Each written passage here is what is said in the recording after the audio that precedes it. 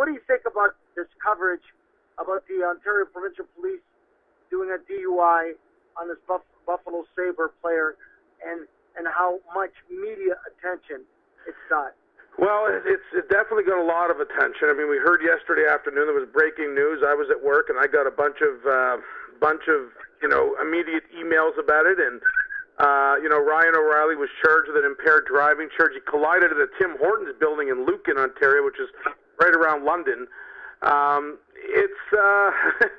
It's one of those things. I mean, O'Reilly has been in the news because the Sabres acquired him from Colorado. They ended up paying him $52.5 million over 7 years. He's a big piece of that rebuilding piece. So when something like this happens, I mean, it's going to be big news, especially in Canada when it happens in Canada.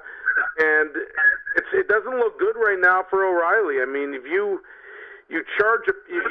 crash a pickup truck into a Tim Hortons building, I mean, obviously he must have been very impaired to I don't think the building came out of nowhere.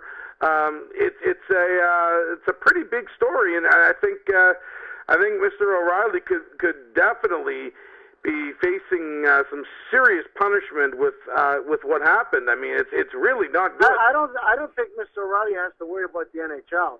He has to worry about the law. That's right. Listen, drinking and driving charges are very, very serious offenses, and rightfully so. I mean, you hate to say it, but you're almost glad he collided with a building and not with a person, right? I mean, the amount of deaths because of impaired driving, that's a very, very serious offense.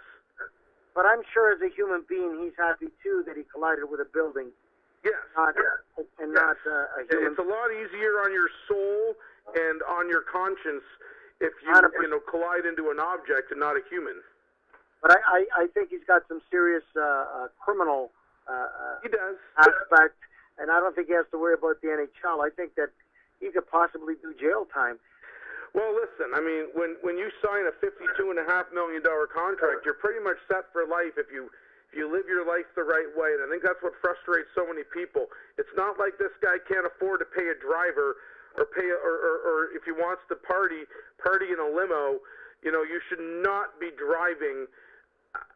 Anyone shouldn't be driving under the influence. But when you have the funds that this guy has, there's zero excuse for doing what he did.